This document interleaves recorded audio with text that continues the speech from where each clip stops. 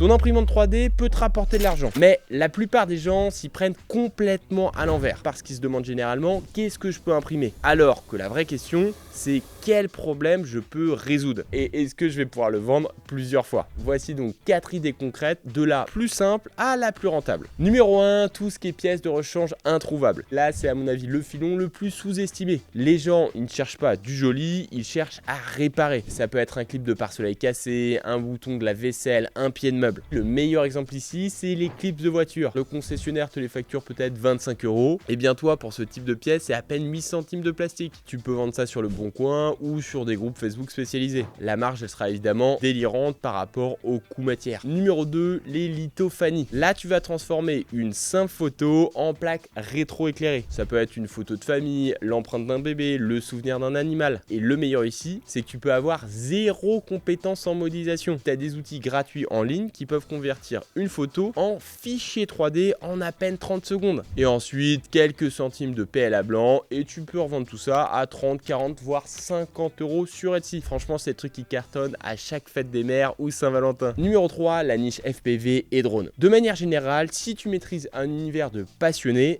exploite-le. Le monde du drone, c'est exactement ça. Tu peux fabriquer des supports pour des GoPro, des protections d'antenne, des bumpers en TPU flexibles. Et pourquoi c'est génial ici? Eh bien parce que les pilotes n'arrêtent pas de cracher leur appareil. Donc ils ont tendance à racheter en continu. Donc l'idée c'est de trouver ta niche de passionné et ça te permettra de créer des clients fidèles à vie. Numéro 4. Et à mon avis ici, c'est la plus importante. Arrête de vendre des objets, vends plutôt des fichiers. Et oui, imprimer, ça prend du temps et tu auras du mal à faire du volume. Une machine, c'est évidemment une pièce à la fois. Mais un fichier 3D, tu le crées une seule fois et tu peux ensuite le vendre à l'infini. Et là, tu peux le vendre sur des tas de plateformes. Plus 3D, My Mini Factory. Ou mieux, tu peux carrément lancer un Patreon et les gens te payent chaque mois pour des nouveautés. Ça te permet d'avoir zéro matière, zéro temps d'impression. Et pour autant, avoir du revenu qui tombe pendant que tu dors. Donc, le vrai secret tient en une phrase, le débutant vend son temps, le malin vend son fichier. Et toi, dis-moi en commentaire si justement tu as déjà vendu des choses en impression 3D.